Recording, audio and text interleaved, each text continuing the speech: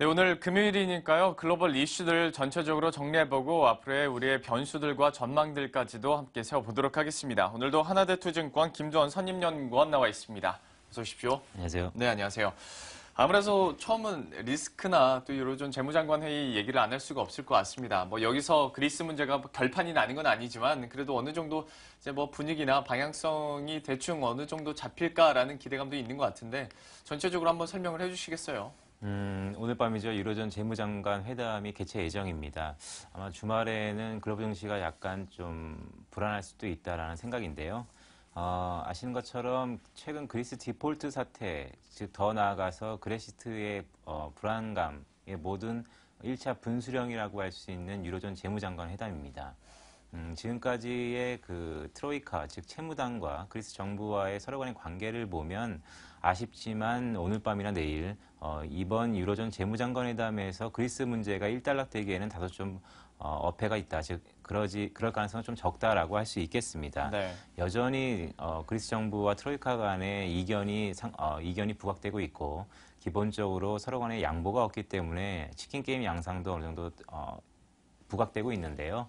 이러한 측면을 감안해 봤을 때 몇 주 전만 해도 이번 4월 달 말에 열리는 유로존 재무장관 회담이 큰 분수령이 될 것으로 보았었지만 지금 현재 상황에서는 다소 좀 장기적인 국면으로 전이 가능성이 매우 높은 형국이다라고 할 수 있겠습니다. 사실 뭐 지금도 이미 장기화로 돌입하고 있다고 우리가 좀 판단을 할 수 있을 것 같아요. 사실 좀 시장에 관심 많으신 분들이라면 오늘 떨어질 때마다 그리스 얘기는 계속 아마 들으셨을 것 같은데 과연 조금 더 장기적인 관점에서 봤을 때 이제 우리 시장에는 어떤 영향을 끼칠까 어떻게 전망을 하고 계신가요? 일단 장기화라는 측면 자체가 시장에는 좋을 게 없죠. 왜냐하면 기본적으로 내재적인 불안감이 항상 투자자 입장에서 심리적으로 영향을 미치고 기본적으로 위기의 둔감, 즉 어떠한 불확실성에서 둔감할 수 있는 면역이 생겼다는 측면이 어떻게 보면 장기화된 측면이 우리 시장에는 좋을 게 없다라고 할 수 있겠습니다.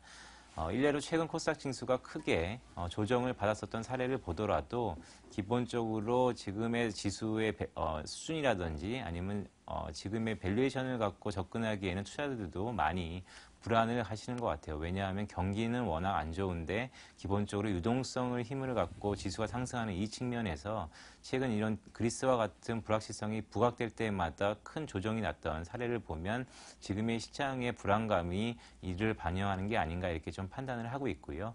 기본적으로 디폴트 리스크는 어느 정도 면역이 생긴 것도 사실입니다. 다만 최근에 간헐적으로 부각되는 리스크인 만큼 우리 시장에는 적재적소에 어떻게 보면 조정의 빌미를 제공할 수 있는 요인이다라고 할 수 있겠습니다.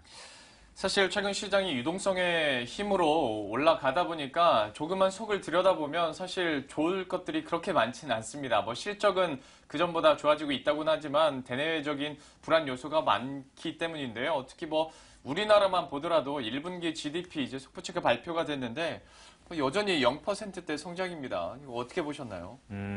시장의 예상보다는 선전을 했지만 기본적으로 미약한 회복세를 노출했다라고 좀 판단을 하고 있습니다. 전일 1Q 한국의 GDP 속보치가 발표를 했는데요. 전분기 대비 0.8% 성장입니다. 지난해 2분기부터 이어지는 0% 성장률이 한 4분기 정도, 즉 1년 내내 이어지고 있다라고 할 수 있겠습니다.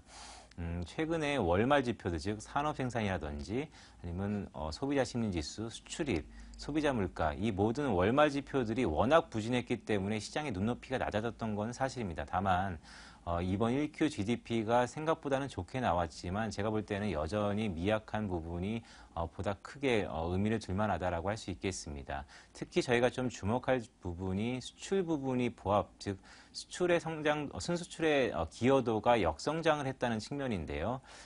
순수출의 기여도가 3분기 연속 역성장이라는 것은 앞으로 물론 정부도 그렇고 국내 모든 경기들이 내수 중심으로의 드라이브를 걸고 있지만 결국 우리 증시, 우리 경제를 이끄는 수출단에서 이런 성장세가 제한적이라는 측면이 경기는 아직까지 좀 좋지는 않다 이렇게 좀 판단을 하고 있습니다.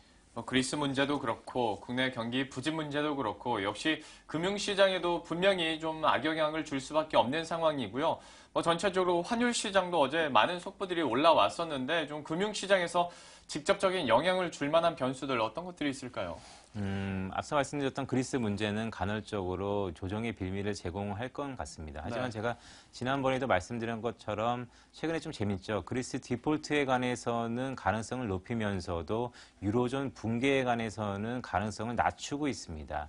즉, 큰 그림에서 본다면 유로존 전반적인 붕괴까지는 안 간다는 이러한 맹목적인 믿음과 또한 그럴 가능성이 높기 때문에 어떤 좀 조정의 빌미로 단기간의 조정이라고 할 수 있겠고요.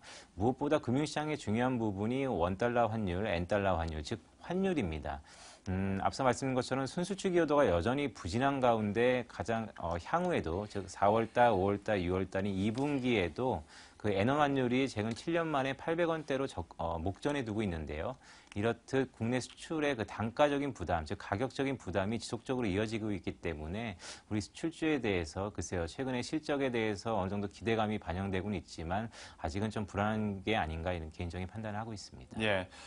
그런데 이제 좀 답답한 것은 뭐 그리스도 그렇고 국내 경기 부진도 그렇고 뭐 방금 말씀해주신 환율도 그렇고 우리가 어떻게 할 수 있는 건 아니잖아요. 그러니까 그나마 우리가 어떻게 할 수 있는 투자 전략을 세워본다면 어떻게 세울 수 있을까요? 이렇듯 대외 불확실성이 좀 부각된 측면에서는 어떻게 보면 투자자들은 심플하게 가져가시는 게 좋을 것 같습니다.